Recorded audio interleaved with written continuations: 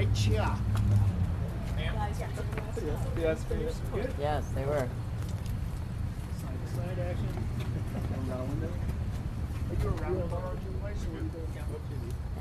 Well, why don't I make a phone call? So, good evening. Thank you all for being here.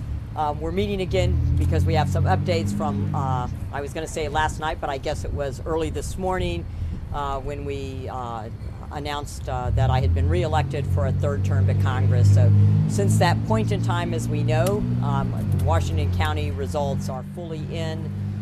Again, those results showed what we expected they would show and what we had predicted they would show, which would be that I would win in Washington County, and we did with 58% of the vote. That puts almost doubled our vote total or margin of victory to 799 votes. So let me also just say, every candidate who runs for office wants to find out the results immediately. They want the results at 8:01 p.m. as soon as the polls close. We all want that, but the reality is we have to let the process play out. We have a process that we've had put in place by our legislature with voter integrity laws, and every time we put in voter integrity laws and election integrity laws, we've had record turnouts in election, and this election was no different than that. So we're very comfortable in our margin, very comfortable in our victory, and as we had said last night, we anticipated and predicted based on our modeling that Washington County would go the way Washington County has done in the last two elections, and that was that it would be in the red column and that we would gain votes, which is what happened. So we feel comfortable in this process. For those who have asked, my opponent has not called me, but she also did not call me in 2022 when we won by 7 percentage points. Has not called, but we anticipate that there are very few votes that are remaining, very few votes that are out there in provisional ballots, and certainly not enough that will overcome a triple-digit number that we've been able to put up with 799. So with that, I think what's important is that today we've been out doing official events, as we should do as the congressperson. Just because there was an election does not mean your job stops.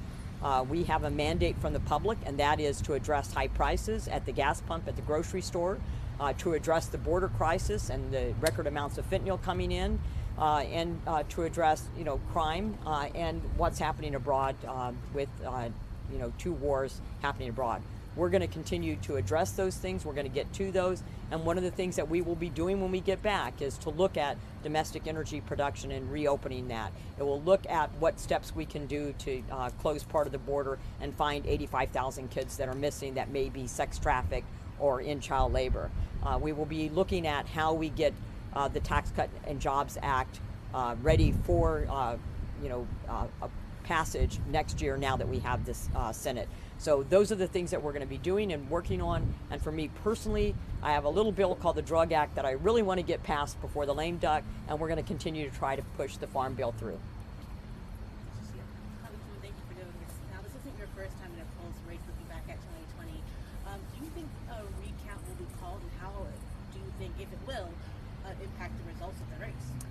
Just like last night when we called that we had won and gave our victory speech, that was based upon historical trends. And the historical trends are when you have recounts, you just don't gain enough votes. So if you look back to 2020, by the time we had one county take away votes, another county add votes, by the time that entire process came about, we were up 47 votes, and they could not find enough votes in all the Democrat counties. They couldn't find enough votes to overcome our margin of victory of 47 votes. So when you have a margin of victory of 799 votes, they're not going to be able to find enough. The process worked. The election integrity in Iowa, I have said this for 4 years, people can be confident in the election system here in Iowa, the processes we have been put in place to make sure that there is, easy access to vote. It's, easy to vote, hard to cheat. That's occurred. We saw a record number of people coming out to vote all across this country, and I feel very confident in the processes that we have put in place. I wish it would have been last night at 8:02. It wasn't, so we had to wait a little bit. We had to wait until this morning, but we're confident in what has happened here in Iowa. So this would Tom, be... I'm not answering a question from you. I'll answer some from somebody else, and I'll go back to you. Maddie, did you have something? Yeah, you've said multiple times that the economy is a big priority for this race. What tangible things will you do to lower prices in places that people can see at home?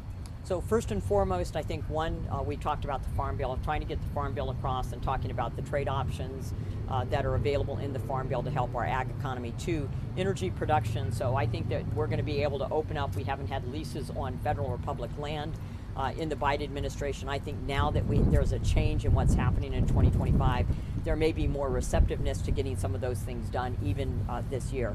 If we can increase domestic homegrown energy production, not only does that help the state of Iowa, but it also helps to lower energy cost. And if you recall, not only can we lower energy cost at the pump, but food is about 60% of food cost is energy cost. So that helps to lower the cost of food. So I think those are a couple of things. Next is the Tax Cut and Jobs Act. People forget that in the Tax Cut and Jobs Act, that all the income brackets were decreased.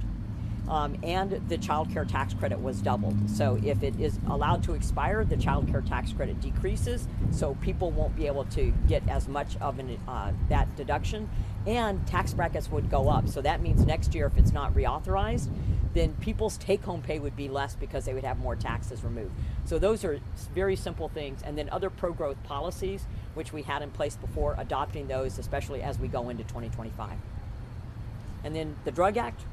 My bill I talked about earlier would lower prescription drug cost immediately. So I am hoping that we can get the Drug Act passed through the House, passed through the Senate, and to the President's desk for his signature.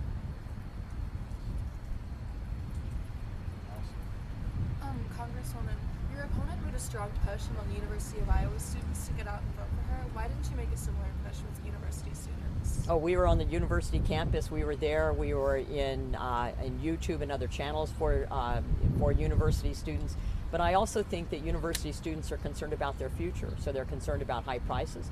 They're concerned about being able to pay rent. They're concerned about mortgage rates. So when they finish college and they start in their career pathway, are they going to be able to afford to buy a home for themselves or their families? What opportunities exist for them?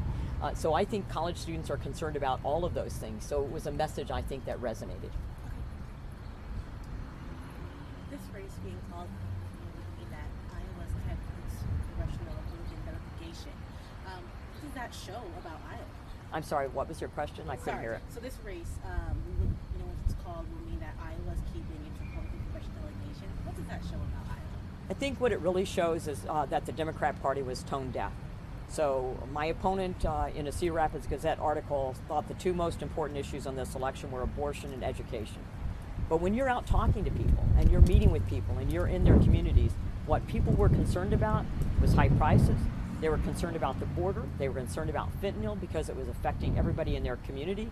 They were concerned about what they saw as increased crime and policies that were soft on crime. And they were concerned about constitutional liberties, especially free speech, because you heard individuals talking about, and my opponent said, free speech is a mantra for hate groups. We heard the vice president talk about censoring individuals and censoring free speech, and people just had to think back to COVID to understand that their constitutional liberties were put in jeopardy. So those things resonated. That's what people talked about. And I think for us, we were in tune with what people were most concerned about, and we were offering not platitudes, but policy provisions that would make their lives better. And I think it's critically important. We have a mandate now. And I will tell you that just as I've worked every day to represent this district, we have a mandate and we have to get to work for the American people. It's not enough to win an election. We have a job to do. We need to govern. We need to put in policies that make the lives of Iowans and the American people better. Last question. Now we can go to Tom. Tom.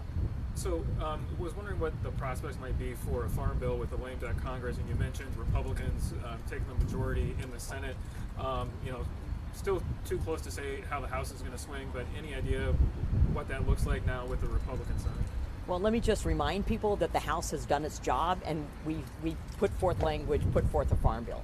Democrat Debbie Stabenow has not done anything, has not written any language on the farm bill on the Senate side. So the holdup is on the Senate side, not on the House side.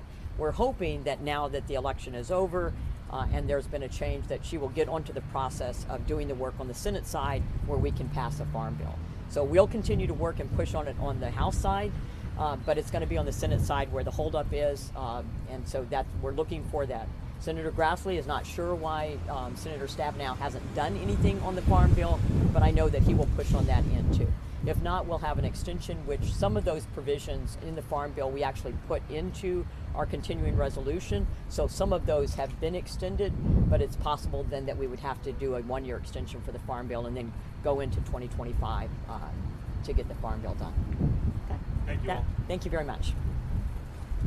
Thank you all very much. I really appreciate Hey, it. go home, get warm. It's chilly out It here. is chilly out here.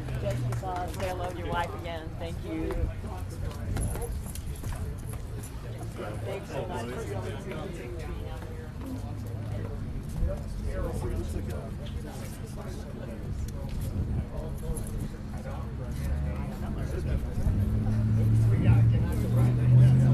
I think you'll make it.